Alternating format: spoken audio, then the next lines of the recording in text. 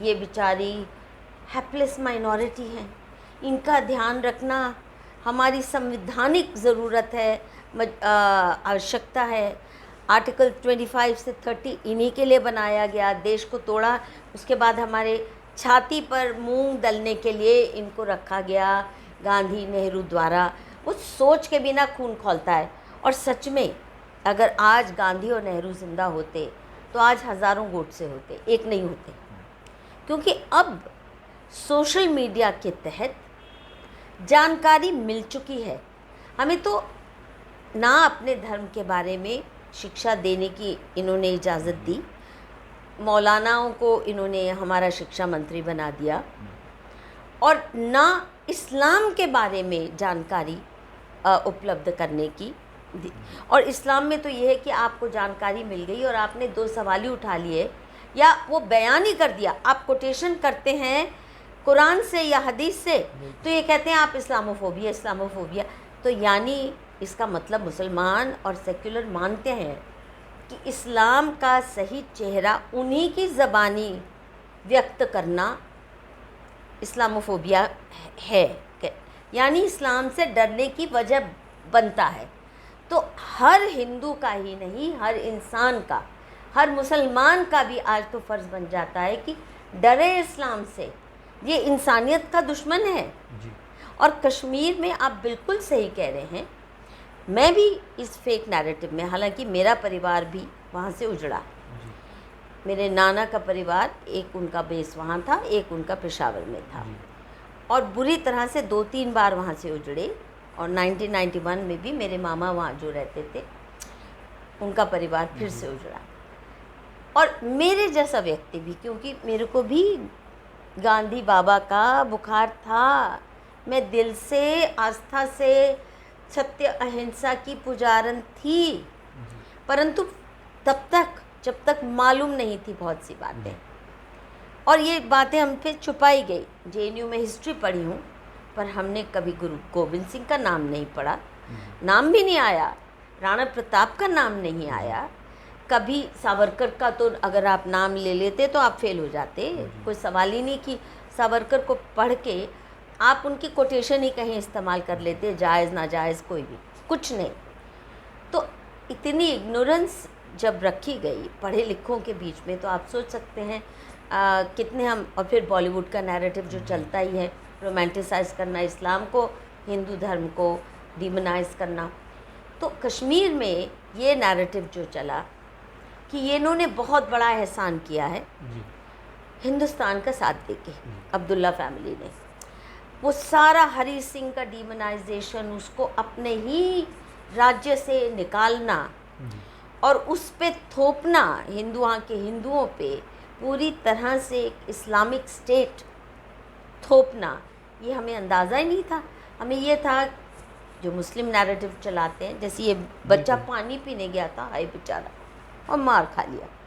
वहाँ पे क्या नैरेटिव था कि जो, और कश्मीरी ऐसे ही करते थे, ये सेपरेटिस्ट भी, JKLF के भी, हुर्रियत के भी, हमें तो कश्मीर में वो आज़ादी भी नहीं दी गई जो बिहार यूपी में, हम कहते हैं कम से कम वो डेमोक्रेटिक राइट्स दे दो जो आप बिहारियों को देते हैं।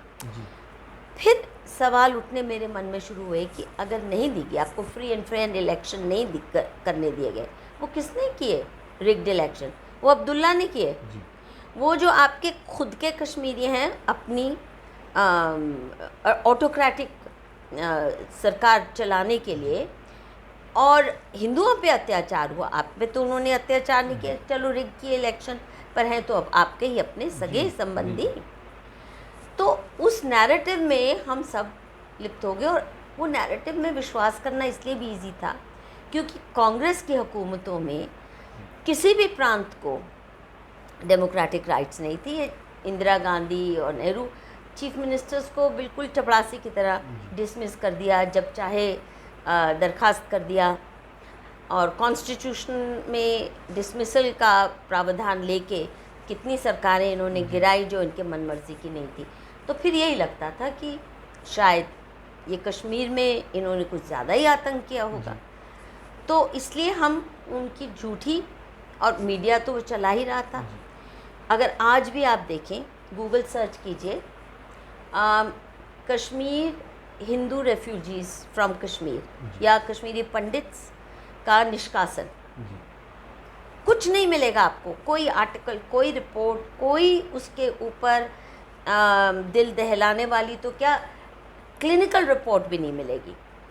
वही आप कीजिए ह्यूमन राइट्स वायलेशंस इन कश्मीर, तो बेचारा यासीन मलिक से लेकर गिलानी साहब से लेकर हुर्रियत के गुंडे बदमाश से लेकर सारे ये जिहादी, इनके साथ क्या अन्याय हो रहा है। ह्यूमन राइट का वायलेशन सिर्फ इन्हीं का हुआ है। नहीं, इन्होंने किया है, वो नहीं आएगा कि किस तरह इन्होंने अपने समाज को बंदिश बनाया, किस तरह जो ज़रा लाइन से हटता था तो पाकिस्तान के इशारे पे इन्होंने खुद ही अपने लोगों के कत्ल किए, अपनी औरतों को कैसे सेक्स स्लेव्स बनाया, सिर्फ हिंदुओं के साथ नहीं, ये जो आतंकवादी चाहे पाकिस्तानी या बाहर से आते थे या इनके खुद के भी, इवन बुरहान वानी वुमनाइजर्स किसी भी घर में घुस जाते थे और उसकी बेटी बहू को सर्व करना पड़ता था, इनको खाना ही नहीं परोसना पड़ता था, खुद को भी परोसना पड़ता था।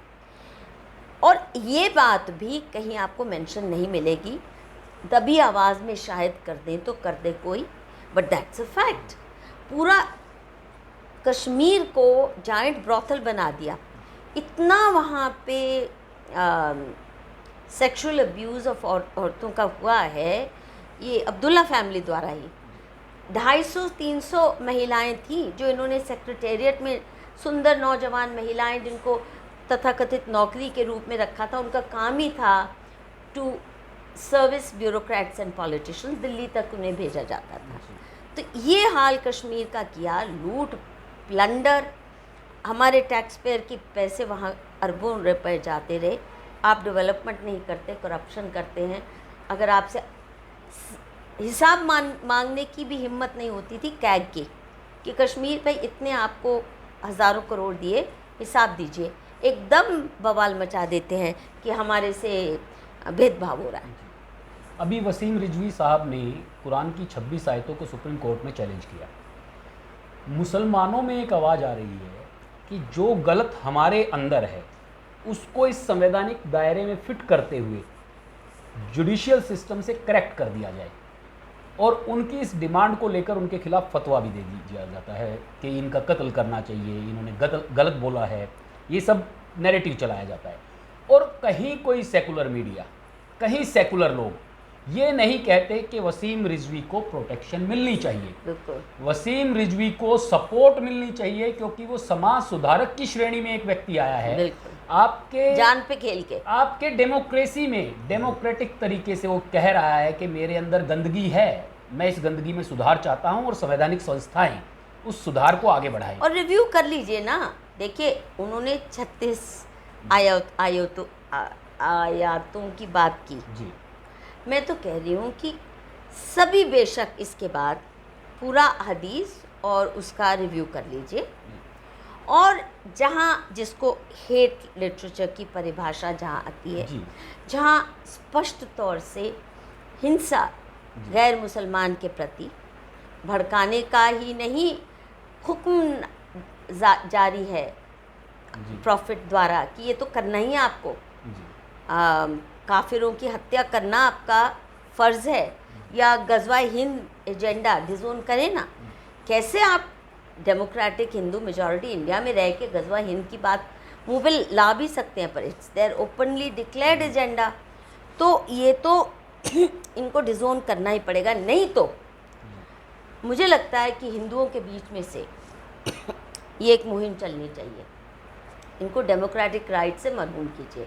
इनको इस्लाम चाहिए ना, इनको पूरी तरह से इनका मुस्लिम पर्सनल लॉ लागू करिए, स्टोनिंग टू डेथ हो, चोरी पे हाथ कटे जाएं, और औरतों पे भी बुर्का थोपा ही जाए, घर से निकलने ना दिया जाए, सही में जो ये अपनी इस्लाम के आइडियल्स मानते हैं, और बैंकिंग सिस्टम के पास फटकने ना दिया जाए।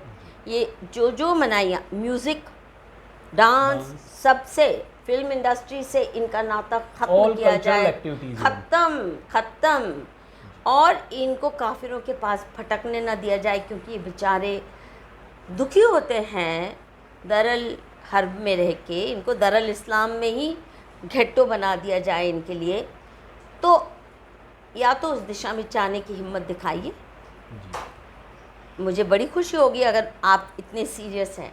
नहीं, और उसके साथ साथ डेमोक्रेटिक राइट्स ख़त्म, क्योंकि डेमोक्रेसी और इस्लाम का कोई वास्ता ही नहीं बनता। आपको डेमोक्रेसी में बिलीव करना पड़ेगा फर्स्ट ऑफ ऑल। बिल्कुल, और वो अग्नि परीक्षा आपको देनी होगी। कहीं किसी इस्लामी मुल्क में डेमोक्रेसी है नहीं और नॉन मुस्लिम्स को इक्वल राइट्स कहीं नहीं है। मलेशिया जो कि लिबरल माना जाता है, वहाँ पे भी इक्वल राइट्स नहीं है। इंडोनेशिया में भी नॉन मुस्लिम्स को इक्वल राइट्स नहीं हैं। अरब देशों की तो बात ही छोड़ो।